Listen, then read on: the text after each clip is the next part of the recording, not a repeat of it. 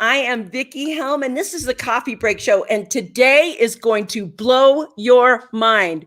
We are here with the great, amazing Dr. Joe Vitale, and we are going to be talking about something that it seems to be in everybody's consciousness every single day.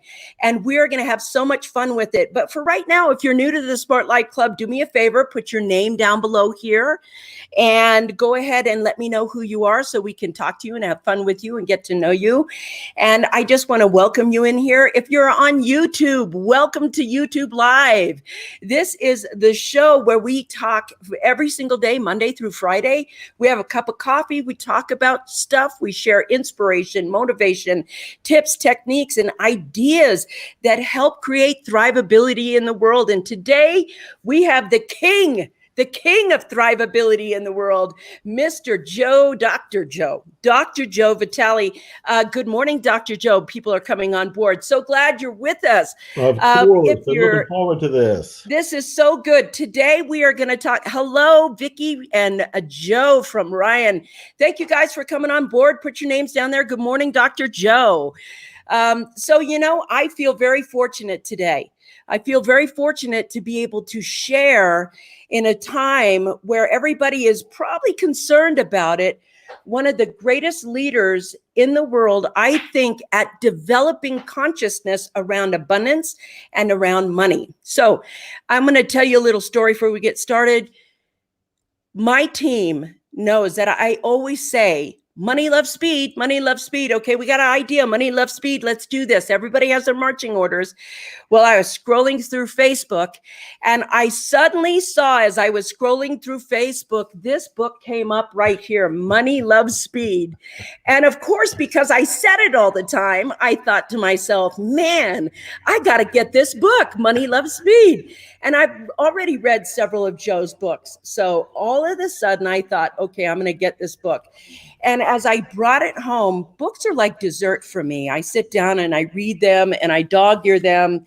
And I read something that was so profound. I had to ask him to come and join us and talk about how money loves speed. So please help me welcome the great and wonderful Dr. Joe Vitale.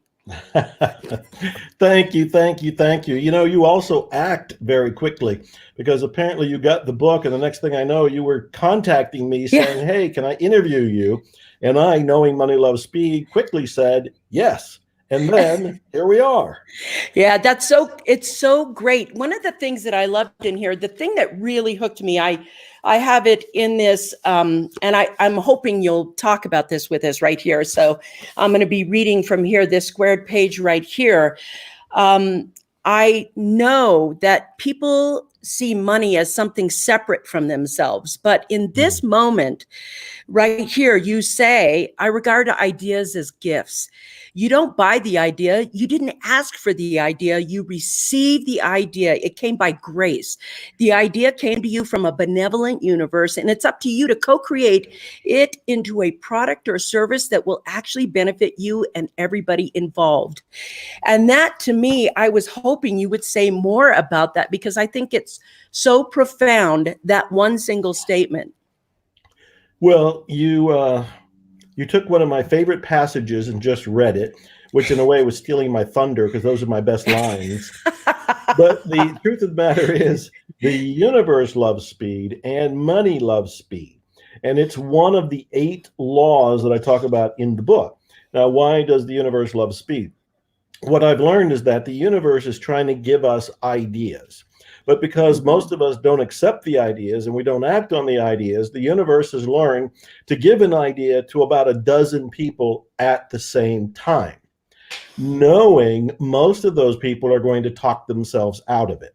They'll second guess themselves, they'll doubt themselves, they'll criticize themselves, they'll say, not me, not now, I don't have the money, don't have the experience, don't have the education, don't have, and they'll dilute the whole thing. But the person who says, oh, I just received a great idea. It came as a gift. The universe bestowed it on me, and that person acts on it. They will most likely be the first to market, and they will be the first to profit. Yes. The universe loves speed, which is what I said in the movie The Secret, but also money loves speed. Ideas are gifts. And I want to say a second reason here, Vicki, a second reason why you want to act on an idea when it comes. Everybody watching, everybody listening, whenever they've had an idea, it feels good. Yes. It's like you were struck by lightning. There's a bolt of energy that hits you. What happens is if anybody recognizes it as a good idea and they write it down thinking they'll get to it later, when later comes around, if they even get to it later, the idea is still good, but the energy is gone. What I've learned to do is to act on an idea as quickly as the idea descends on me, because I can use the energy of the idea to actually bring it into being. I saddle up the energy, I write it, and I can complete it. And that's one of the missing secrets that people need to understand that goes with money, love, speed. Joe, I got to tell you, that is such an important piece of it, because one of the things that I find, like, especially when I get a good idea for a book, if I hear, like, I could be at a dinner party and somebody says a sentence and that like hooks me as a good idea for a book, I get home and I pull up that Google Doc and I slam that idea right down and I pour out as much as I can of that idea right in that moment. And here's what I'm wondering, it's like in the back, you mentioned earlier the 8 laws, which is right here because I love them, the 8 laws of money. And while I have you here, the 8 laws of money, to me, one of them is receiving the idea, receiving that gift, making the notes, taking action right then. Yes. But here's some of the great things that you share in this 8 laws of money. And I'd love for you to say a little bit about each one, because if you're wanting to make friends with abundance and flow and ease of money, knowing the laws of money would make sense, wouldn't it? So here, the first one, he says, number 1, money loves freedom. Money loves freedom. Can you say more about that? Money does love freedom. Most of us have restraints around money. Someplace in the book, I say that money has no beliefs about you. That's right. But you have beliefs about money. Those beliefs that you have around money confine money, restrict money, and limit money. There's no freedom there because you are the jailer and you are keeping yourself in jail. One of my quotes in the book, that's not from me, it's from Arnold Patton. He said, we don't create abundance. We create limitations. Yes, I read that. That's in this book here. Oh, that is so profound. I want to say it again. Yeah. We don't create abundance. We create limitations. So what does that mean? Abundance is our natural birthright. Abundance is all around us. When we don't see it, when we don't experience it, when we don't attract it, it's because of our internal beliefs. The limitations aren't in the outer world. The limitations are in us. When we remove them, we create this freedom that allows money to come to us. So money loves freedom. It does. And I want to just say a couple more of these because my favorite one was number 8. I really love that. And I'm going to bounce around here because we know money loves speed. But I want to go to, oh gosh, there's so many good ones. Number 3, money loves to be appreciated. And this is a good one. I loved this one. Go ahead. Oh, that is, you know what? If people get this one idea, just this idea, they will transform their relationship to money. It's another quote from Arnold Patton. In fact, I begin the whole book. It's right at the front of the book. It says, the sole purpose of money is to express appreciation. Yep. The sole purpose of money is to express appreciation. I'll tell you, when I first heard that from Arnold Patton, I thought, oh, come on, there's got to be an exception. It can't be all appreciation. And then when I sat with it, I thought, well, when I pay the phone bill, I'm grateful to have a phone. Yeah. When I pay the electric bill, I'm grateful to have light. Mm-hmm. When I pay the mortgage, I'm grateful to have a house. And I started to realize, holy smokes, the sole purpose of money is to express appreciation. What is it for most of us before that insight? It's a means of survival. It's right. A means of desperation. We have a love-hate relationship with it. We still think that it's evil or bad or corrupt or will somehow in some way taint us. But if we just shift all of that and just say money is about appreciation. The sole purpose of money is to express appreciation. We now will look at money completely differently, which means we can allow it. We can attract it. We That's can right. use it, leverage it, share it, invest it, spend it. We're free at that point. So appreciation is a big one. And I'm glad you brought that one up. You know, it's so important because I feel like appreciation helps. It's part of the magnitude. It's magnetizing ideas and things that create through you that allow money to flow. And some of the things that you just said that were so important is the beliefs we have about money creates limitation. The way we think about money can create that. And when we look at and understand that money is appreciation, then you can give and receive appreciation easily. Yes. It's a communication between the divine and you. And I think that is one of the things that I love so much. And there's so many here. I want to get to number 8 before, but I'm just going to sit here and say number 4, money loves attention. Money loves attention. Yes, money loves attention, meaning we need to pay at least one eye on it. We need to give it some sort of respect, which is another principle that we need to learn here when we're dealing with money.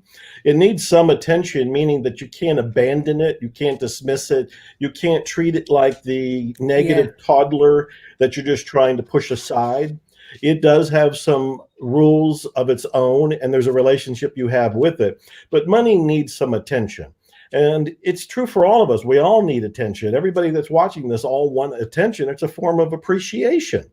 When we attend to something, money is very much the same way. We need to take a look at our money, see what we're doing with our money, see what money wants from us even, because we have a relationship with money. Most of the time, it's a very sour one, but this is what I want to do with my book. I want to transform it. I want people, God, if they can appreciate money and appreciate what it can do for them, like bring their dreams into reality, and to leverage the happiness of family and friends, it goes so much more than survival. It goes into actually bringing heaven on earth, because money is a tool, much like a hammer. But you got to pay some attention to it. You can't dismiss it. You can't say, well, I wish there was a world without money. Because at that point, you still have beliefs about money and you're still trying to shove it away. And we want to learn to have a better relationship with money. We want to learn to appreciate money. We want to learn to pay attention to money. So, Joe, with that's such an interesting question. I want to talk about money, because there's so many types of money. We have a tendency to think that money is just greenbacks, when money can be, euros, and it could be pounds, and it could be dollars, and it can be Bitcoin, and it can be gold and silver. And how do you identify what is money? What is money to you? And how is it that we cannot, it's like sometimes we focus on only getting greenbacks. Well, money does come in a variety of forms, and part of it is culturally influenced. I do know that money is the solid form of energy. In many ways, if you want to go really deep with this, money is actually a spiritual form of the material. I say that the spiritual and the material are actually two sides of the very same coin. So the people who are coming from the spiritual side want to dismiss money, and they have a certain snobbiness about money. And then the people coming from the material side dismiss the spiritual, going, well, there's nothing really there. I can't really feel or sense anything, but I can touch money. And what we really want to do is do both. We want to put them together. They're two sides of the same coin. Now, I love what you just pointed out, because I've been lucky enough to be all over the world. And when I was in Russia, they gave me their money, and I looked at it like, this is play money. This is not real. It looks like that. Yeah. I go to Poland or Europe or Italy or anywhere in there, they give me their money, and it's like, well, that doesn't look like my money. That doesn't look like Russia's money. And I was in the Ukraine, I was in, Bermuda. I go to all these different countries, and they all seem to have a different kind of system. What's interesting is, because I didn't grow up in those countries, when they hand me their coin or their dollar bills or $5 bills, their euro, it doesn't look real. It's hard for me to appreciate it because it looks like play money. Yeah. But the cool thing is, I've got no energy on it. So in a way, I do get to play with the money. It's not a sense of desperation. It's not a sense of need. It's almost like I'm playing Monopoly here. Yeah. And, this is what's on the board for right now because I'm in this country. They're putting this money in front of me. But the other thing that takes place, it puts me in a position, which is what I want to share with everybody, to realize money's neutral. If all these different countries all have different money, all different from each other, and certainly different from what I grew up with or what you and probably most of the listeners grew up with, then what's actually real here?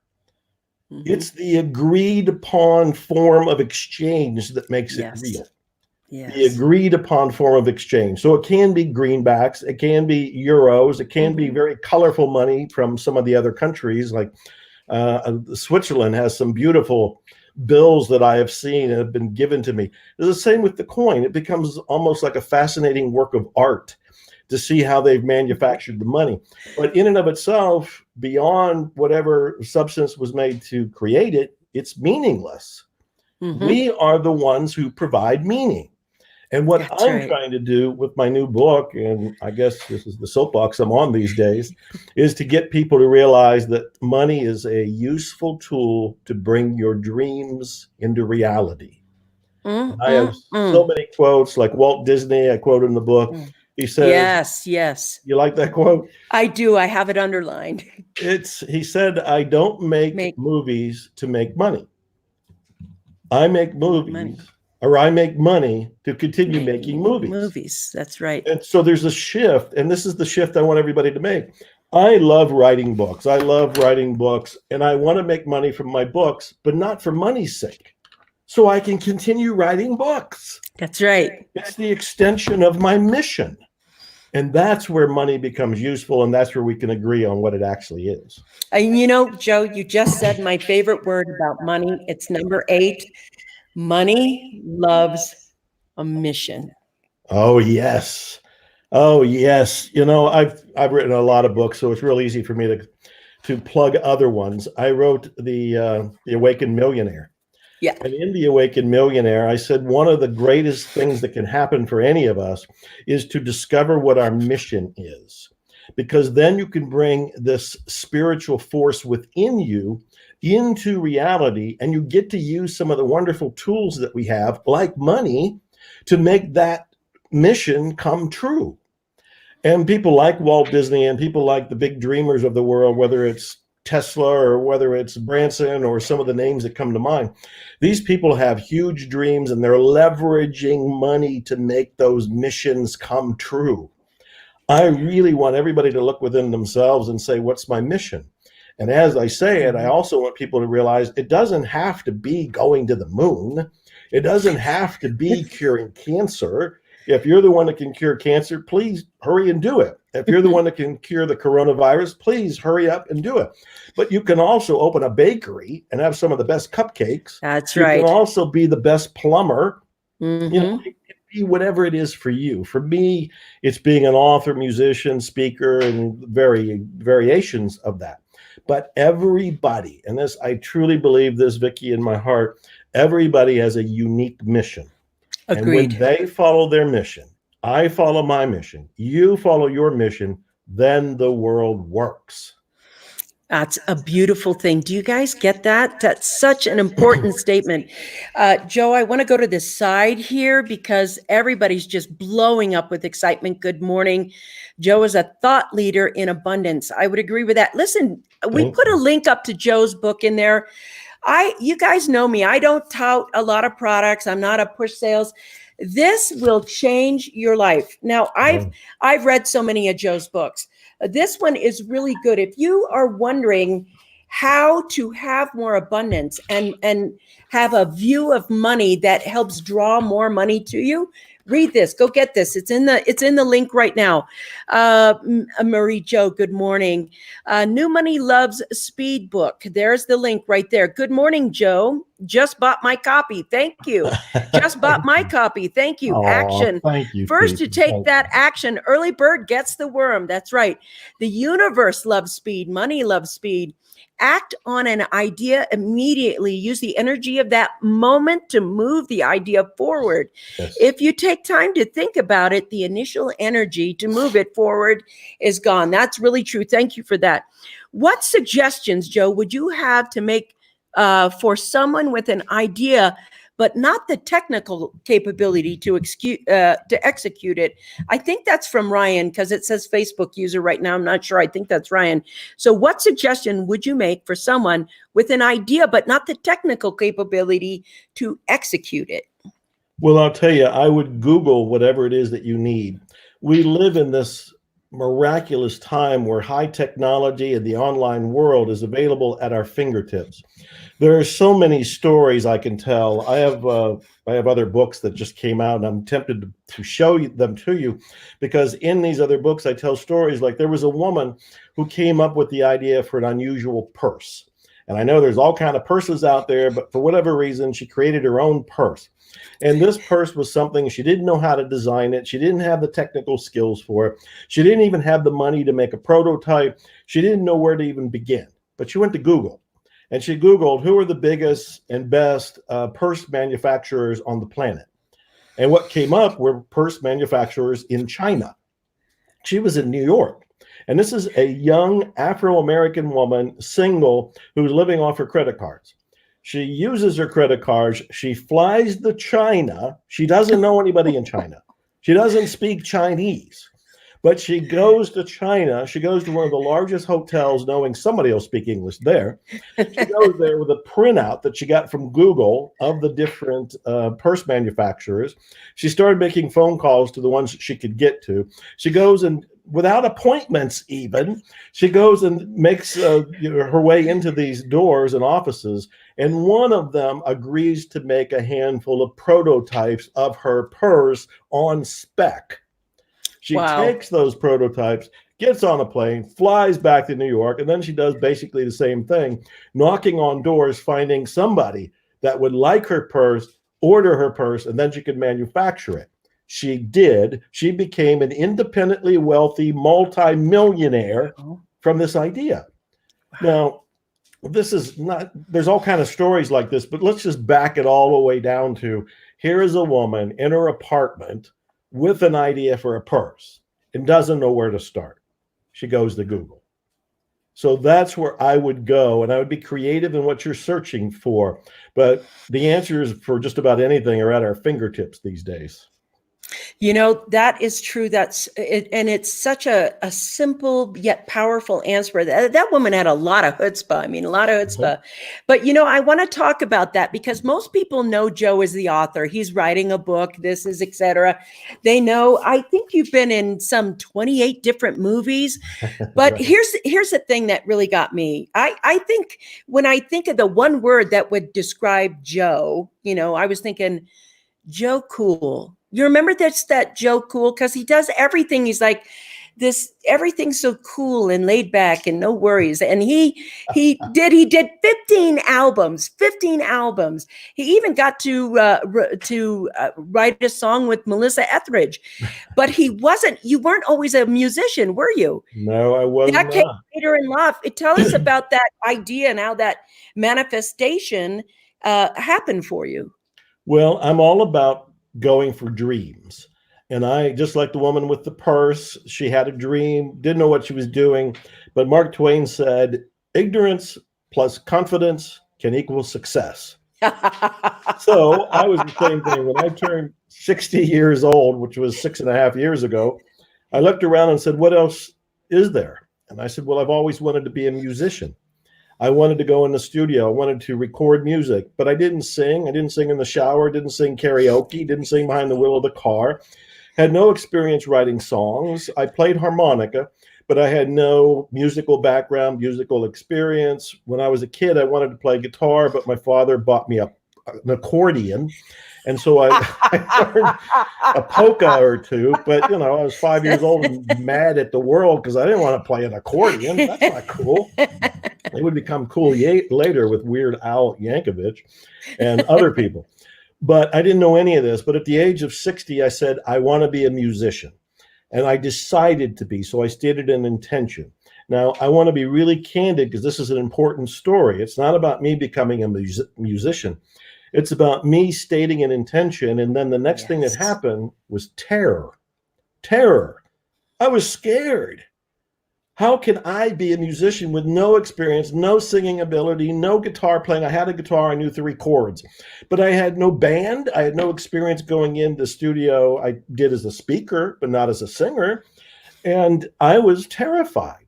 I almost threw away my own intention saying, I can't do it. I'm not going to do it. Now imagine, I'm 60 years old. I'm in the movie The Secret. I've written 70 some books at that time. I'm known as the guy who overcomes blocks and fears and state intentions and achieve intentions. And here I am saying, I can't do that. Well, I know that whenever we choose to go for something we've never done before, there will always be fear. And that's what I was experiencing. So I did what I talk about in this book and some other books. I started looking for the beliefs and collapsing the beliefs. And as I did, I was able to get the band together. I was able to write songs, able to learn to sing. I did get to spend time with Melissa Etheridge, which is one of the happiest moments of my life.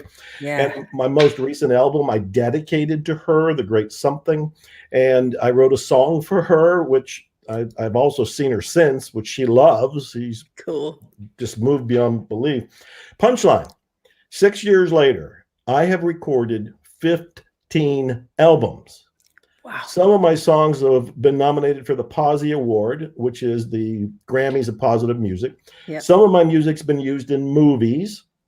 I have actually performed on stage with my band. I have been in concert as a solo singer-songwriter, and I've been on national TV playing the guitar.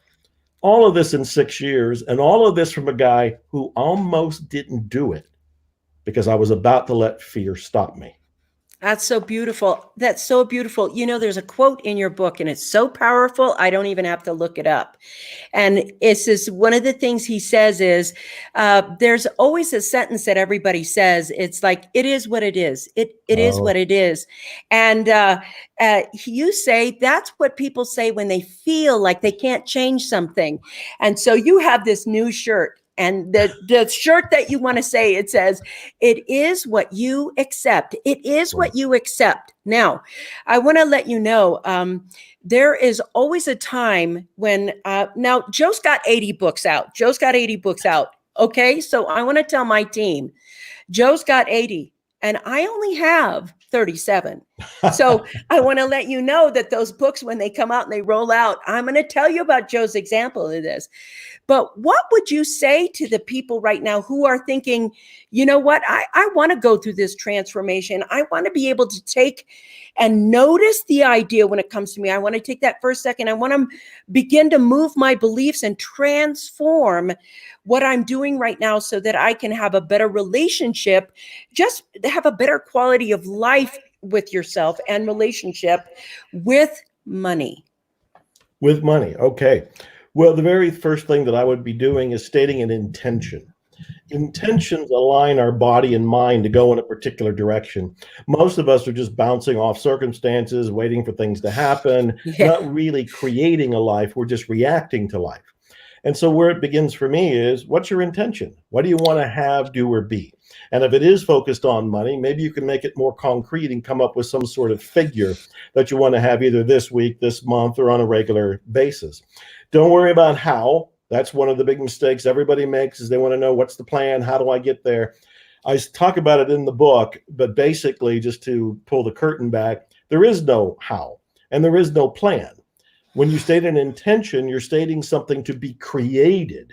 And in that moment of creation, you don't have the plan. You'll have it later. After you do all the steps, you'll be able to tell the story and go, oh, that was the plan. But there's no plan in the beginning. All there is an intention and a first step. And that's the next thing to do. The first step. Teddy Roosevelt said, you do what you can with what you have right where you are. That's Boy, that right. sums it up. And I Hmm. don't care if that's the single woman in the apartment with the purse idea who takes a credit card and flies all the way to China, or it's me trying to be a musician and going, oh my God, what do I do? You take the first step. There's always a first step. Whatever that baby step is, you take it, then the clouds open and the next steps is there. Yeah. You take that one, the next step becomes apparent. The second and third aren't there until you take the first. So state the intention, start taking baby steps. And the third thing I would do is surround yourself with support. Yes. I've got So coaching. key. Yes. Well, this is support. What you're doing right here, people can tune in on a regular basis and they can get that shot of adrenaline and support and motivation and inspiration, new tools, new stories, new techniques. Hmm. This can keep them going. What I find is if people don't have support, they fall into their old habits, their own patterns, their old ways of thinking. Even when people go to events, I tell you, at the end of all of my events, I tell people when you go home, change your furniture, paint your walls, hang up a painting or photo, do something to anchor the new you. It looks like you want to say something there, Vicki. I do, because you talked about this on Saturday. Saturday, I was at the Zero Limits place. Joe, I got a little bit of echo going on. I'm going to move this out here. Okay. The Zero Limits. If you guys are not part of the Zero Limits Club right now, you need to be a part of it. I'm there. I love it. But I want to say that I just moved my office home. I've had an office outside of my home for so long, and in about September this year, my literally soul said, move your office home right now. And I was like, okay, did that really come from there? Because you know how your brain loves to take over right after that. And so I thought, I'm going to wait a little bit and see if I, get that answer again. And again and again and again. What was interesting is before we moved the house, I moved back in the house, there's something that is, we have a really strong echo. There was some time when we moved into the house that we painted the house and we got everything correct and everything done right. And when I was with you on Saturday, my office is now in my home. I looked around and I was like, we rearranged everything in that space. And it made my office and my productivity in a weird way better, stronger, because the environment was there for me to excel in. And Yes. I think that's so key. Well, that's part of what I want people to do is that they state their intention and they start moving in the direction of it by taking baby steps, but they got to have an environment that reinforces the new you. Mm-hmm. Now, part of that environment is the physical surroundings. And I'm not saying move out of your house, but maybe for some people, that's what they have to do. For others, it could be paint the wall or hang up a picture or a quote or any number of things like that. But I also mean pay attention to the people that are around you. Now, right now, most of us around the planet are in a quarantine and we're pretty much, told to stay at home.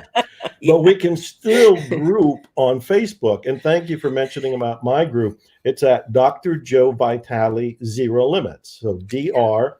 Joe Vitale, Vitale, Zero Limits. And we just over the past weekend did an 8-hour marathon.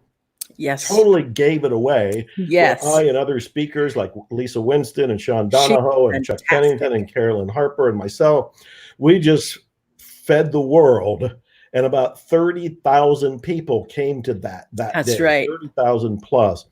And so you want to be around that kind of caliber of people to keep your energy up, to keep your enthusiasm up. One of the things Napoleon Hill had said, and I think he said it in Think and Grow Rich, is many people don't go for their dreams because they listen to their family and friends. And so you want to be aware of who you're listening to. I also, as a sidestep, would say, don't share your dreams without protecting them. Even I, at age 66, with all that I've done in my life, I don't share my dreams. I don't want anybody raining on my parade.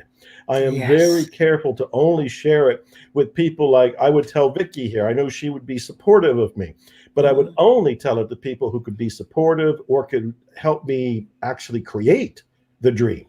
And so this would be advice here.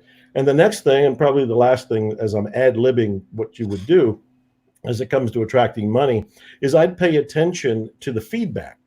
There is no such thing as failure. Failure is That's another right. one of those big words we all get tripped up over. And if you look at anything that happens as feedback and an opportunity for course correction, or even an opportunity to create a different kind of product or service, the woman who went to China with a purse, had they told her when they were looking at her purse that this would be better as a suitcase or something else, she could have looked at it as, oh, my purse failed. Or she could say, oh, I'm getting feedback that could actually make this more of a money magnet. So you want to Yes. be open to the input you're getting and not critical of the input or of yourself. And then repeat, just keep going. That's beautiful, beautiful, beautiful. Joe, this thing is blowing up, and I just want to talk to some people who want to say stuff to you. The sole Sure. purpose of money is to express appreciation. Yes, if you accept that money is no longer used in desperation or a thought that money is evil. Yes, the sole purpose of money is to express. Yes, I love that statement. They love that statement. I love it too. It's not from me. That's from Arnold Patton. The Barb sole purpose says, of money is to express appreciation. love that. Yeah. They have that there. Somebody said something interesting. COVID-19 and Bitcoin definitely brought my attention to money in a new way. And that is interesting. We do have new money. Now, I want to ask you a question. This is something that is, for me, I see money as a form of prosperity, and I see prosperity in a more vast way. I see money as a part of prosperity. Yes. And that part of prosperity is, I see prosperity as the whole package, you know, in the movie with Tom Cruise, Show Me the Money movie. Yeah. What's it? That he says it's the Jerry Quan. Maguire. Yeah, that's it. So it's that quan. Prosperity is the quan to me, where it's all encompassing. And so when we look at this, I'm not thinking that there is just straight money, money, money, money. That's not the point of this. Right. Money is the tool to create. It helps create prosperity in every way. Joe, somebody says this coffee show is amazing. Thank you, Dr. Vitale. Can't wait to show this to my kids. Thank you. I agree. It's amazing. Wow. Money is a tool everywhere, even in Bermuda. Yes, that's right, Marie Jo. We're live in Bermuda. Lori Sunflower says, I had this crazy idea around money most of my life that started when I was 10. My mom started tucking away half of all the money earned to put into savings account for me. By the time I was 17, I had $1,000 to buy my first car, which I crashed a week later, and poof, all of that money was gone in an instant. I think it put some weird ideas about money in my subconscious, and I've since struggled with saving money most of my life. It comes and it goes. Can you speak to that a little bit? Yeah, that's a wonderful thing to address, and I'm glad that she was bold enough to bring that up. Yeah. So whoever that was, thank you, because this can help a lot of people. That was Lori. All right. Now, one of the beliefs that I talk about, because I have the 10 most common limiting beliefs in the book as well, is the belief that money is the root of all evil. I don't have to finish it. Everybody just said evil. So Yeah. money is the root of all evil. Interesting enough, Russia has it, Italy, Ukraine, Poland, all those countries I went to, they all have that. It's almost like it's in the collective unconscious, to use Carl Jung's term. And so money is the root of all evil is operating there. So when we say we want more money and we desire more money, we're more intending to get more money, that's on the conscious level. If subconsciously / unconsciously we still think money's evil, we won't allow it. Or if we do allow it, we're going to get rid of it quick. Wow. She just said that her mother saved the money, gave her $1,000. She got a car. 1 week later, it's gone. This is not an accident. This happens to people over and over and over again, unconsciously sabotaging their own efforts because of the belief money is evil. Wow. They don't want it. This is why so many people win the lottery, and there have been statistics and movies and documentaries about this.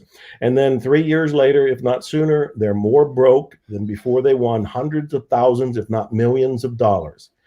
Their mindset isn't ready to receive money. This is why one of the laws is about money likes freedom. For most people, we don't have that freedom. We have unconscious blocks when it comes to money.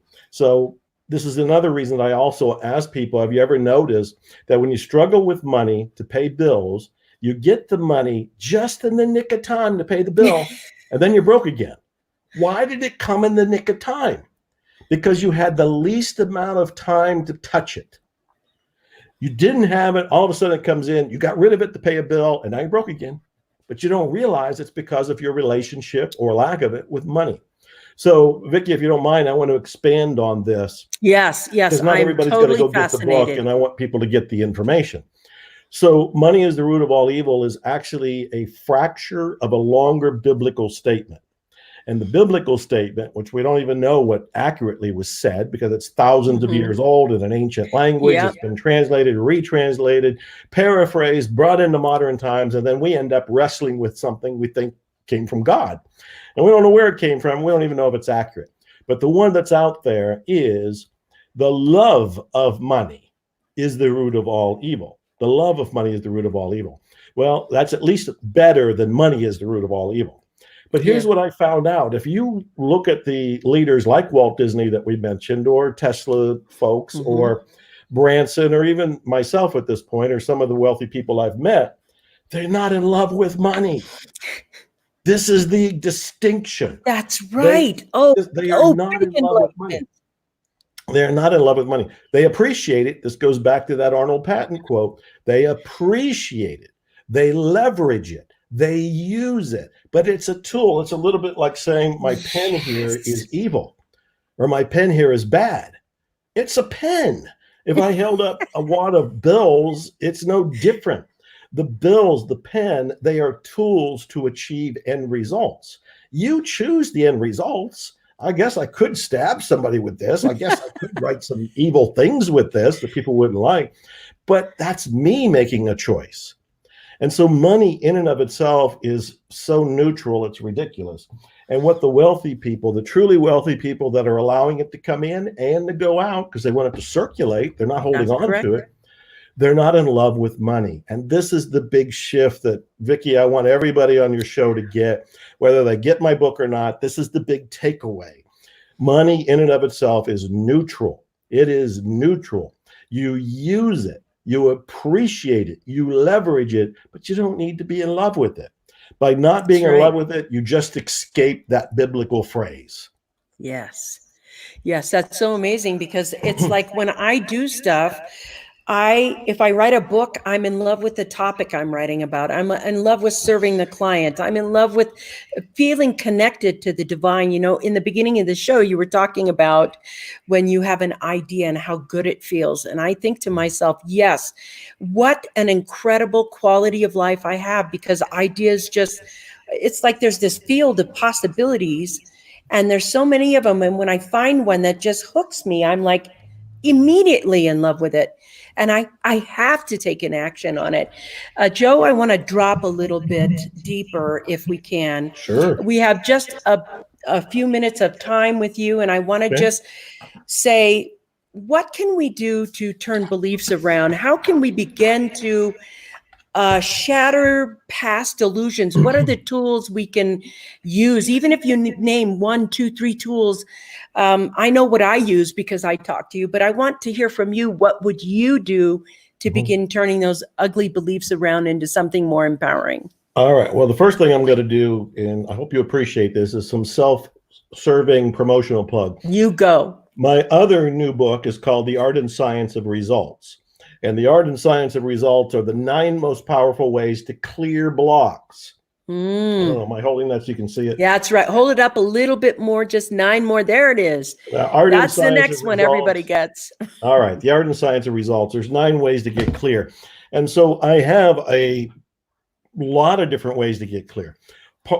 Probably the very first one is awareness. I really believe that when we pull back the curtain on a lot of our beliefs, they just leave.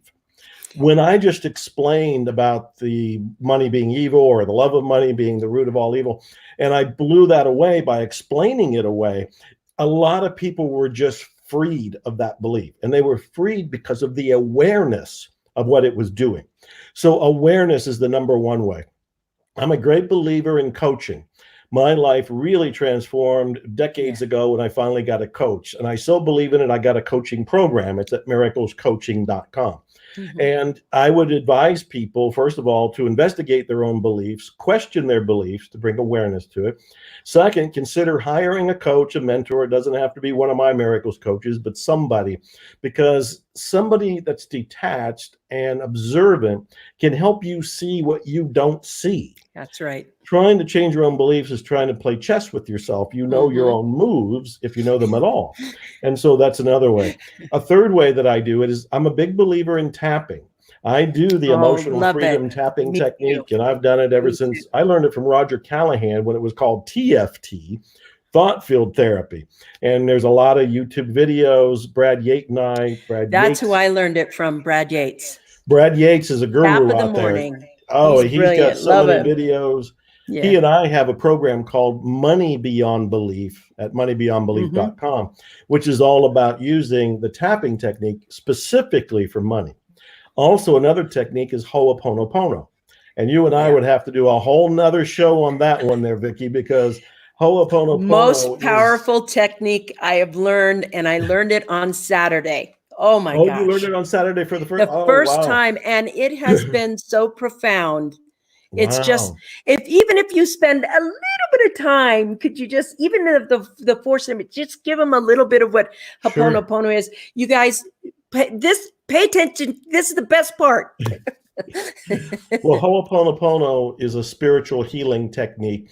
I wrote about it in 2 books. The first one is the one taking the world by storm. It came out 10 or 15 years ago, called Zero Limits.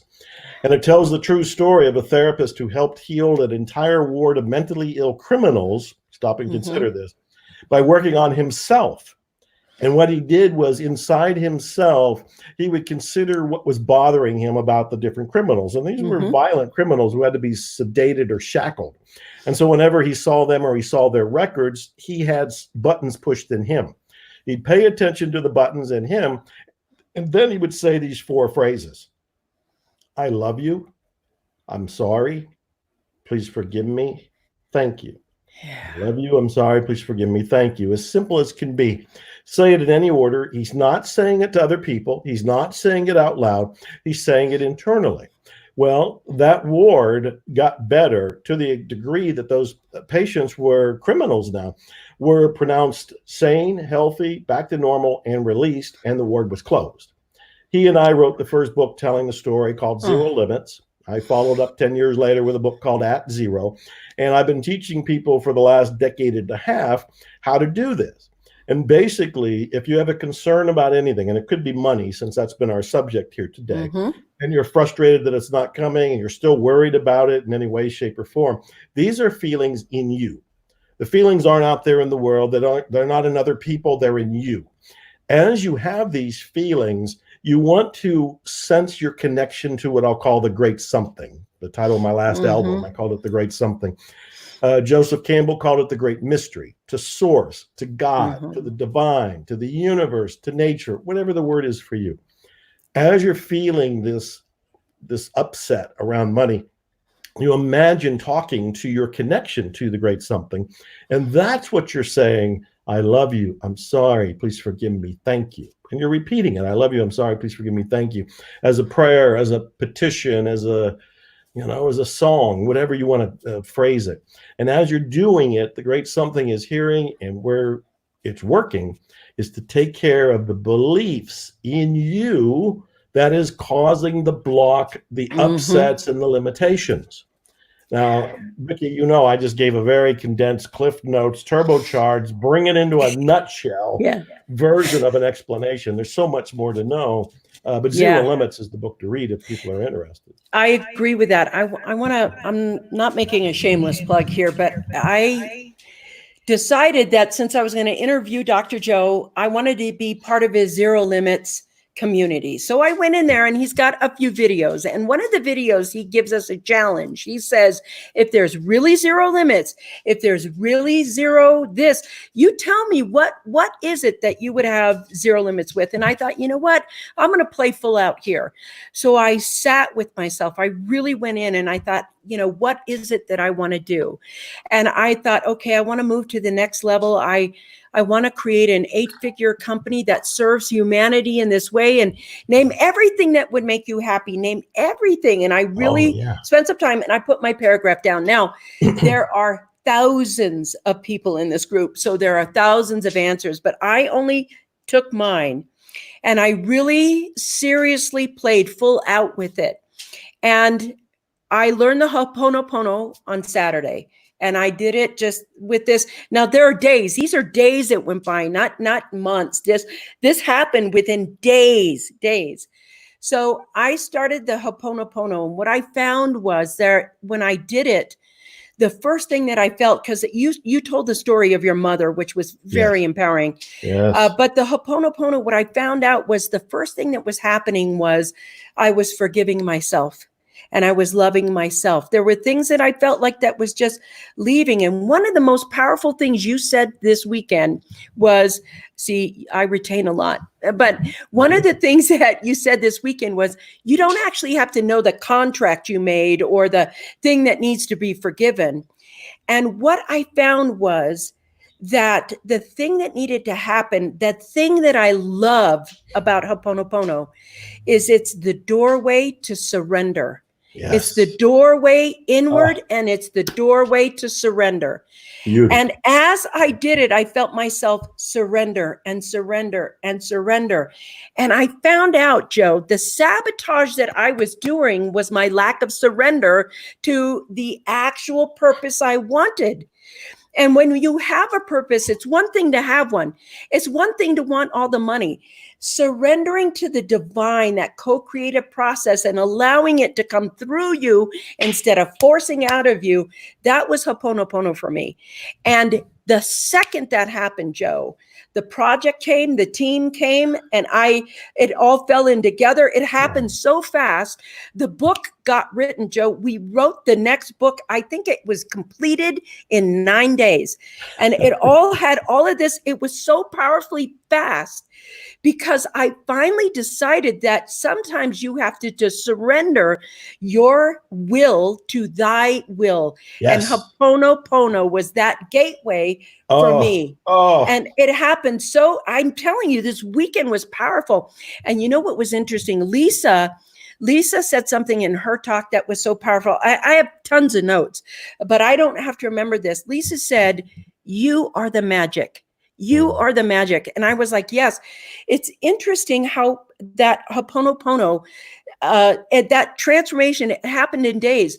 There's only one way you're going to feel the transformation happen. And that to me is go to that Dr. Joe Vitale Zero Limits group. Watch that video and call yourself out. Are you willing to call yourself out and make that leap, make that step, make that jump to this side? Because I will tell you, you only have to call yourself out and make the jump once. Then you know how to do it. So now every morning, last night in my sleep, I was doing Ho'oponopono. It woke me up. And I'm telling you, it is this great gift to be able to surrender because there's less stress. You realize you don't have to know everything or know how to do it 100%. Are you willing to have faith? And that's the most beautiful thing. Joe, the timing of this couldn't have been. I'm so grateful for your time. I'm so grateful for the gifts you've given the world. One of the most beautiful things you can do that is biblical, and I'm not going to quote it right because I'm here.